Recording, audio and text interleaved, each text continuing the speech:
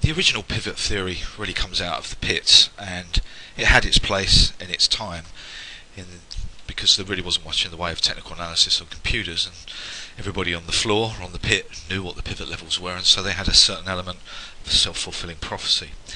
A few flaws in it though. Primarily, normally pivots were taken from the previous day's price action. So if it was a quiet day ahead of big numbers, then the pivots would be narrow, or if we had a big day with lots of numbers and a wide range, then the pivots would be too far away.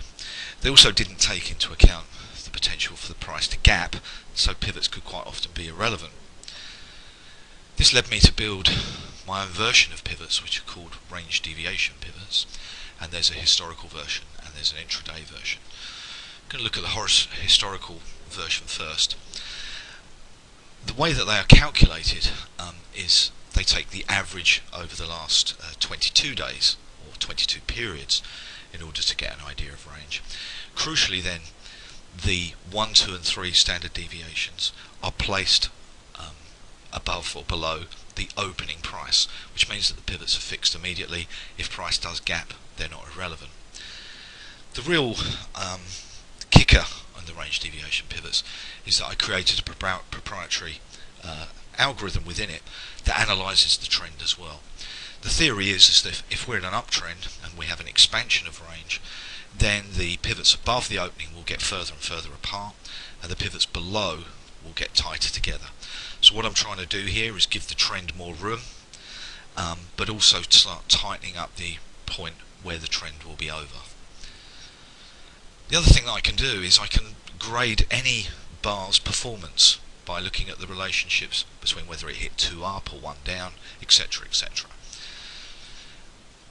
Another way that I use it, which came out of building thousands of systems for people over the years, and quite often people want a pyramid. Now there's an inherent flaw normally in their theory of pyramiding, in that if they've got an uptrend,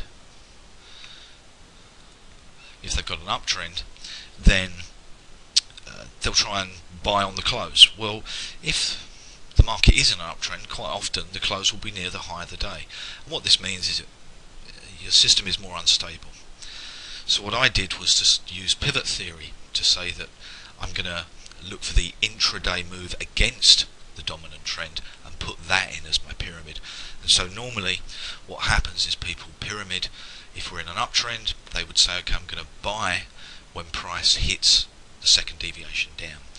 What this does in terms of the statistics of a system is greatly improve the profits, but not at the penalisation, as it were, of stability. So your stability stays the same in terms of your statistics, but the profit goes up.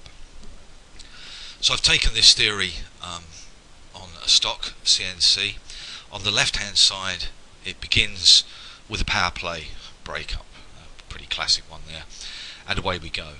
Now the question is, where do you want to pyramid? You could just blindly pyramid every time it hits 2 down, and you could limit the number of times you're going to do that, but that could sort of get a little bit too aggressive. So one of the ways that I do it is to use the Henkin-Ashi peak expansion and say that if it has gone higher than what it was previously, this then allows me to pyramid. So as the trend continues and the Henkin-Ashi lines go up, then if I do hit 2 down, then I'm going to add to the trade. What I've done just for ease of use is just showing the second and third down range deviation pivot, and I've marked the 4 points with the blue rectangles, as it were, to say where you would have pyramided. Finally, there's a red arrow here, and what this does is mark where the trend has ended, and the trend is ended when we close below 3 down, and it happened on that point. You say thank you very much, the trade is now over. Another way of qualifying it is to use the time step study, which is underneath the chart, and use the long-term one if you're using dailies.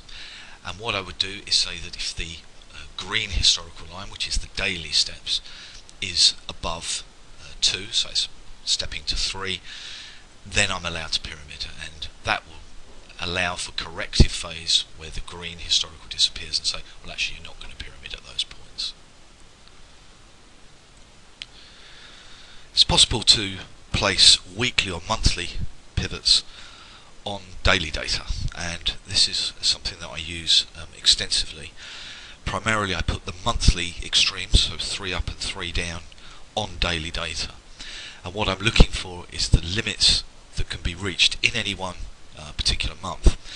And what I've done is called up the Apple charts. It's a daily Apple chart, and there's been 2 instances where in the recent rally we've either got very, very close to the expansion or the limit of what it can do in any one month, and then earlier on back in March we actually went slightly above it for one day and then come back. So what I'm doing there is when we hit the third extreme up, I'm using that as a profit taking point to any long system that I'm using.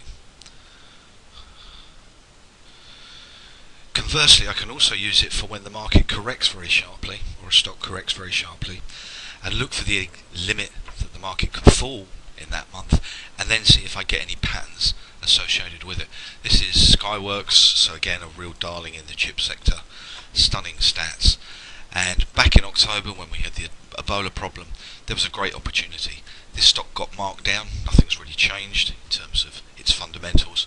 Comes down to the limit of range, and then a couple of days later we get a confirmation with a bullwhip signal, which is signalled with that little green circle, and then away we go.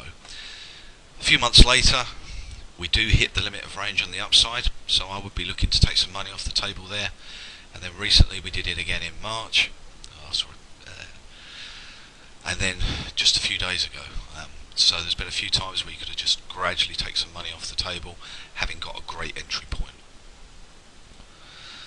Remember that bullwhip, bear cage, and the time continuations and power plays and slam dunks can all be put on a watch list. So what you need to do is create the stocks that you're really interested in, the ones that have great fundamentals, and then simply run your scans and wait for these opportunities to arise. They will come, but you just have to be patient.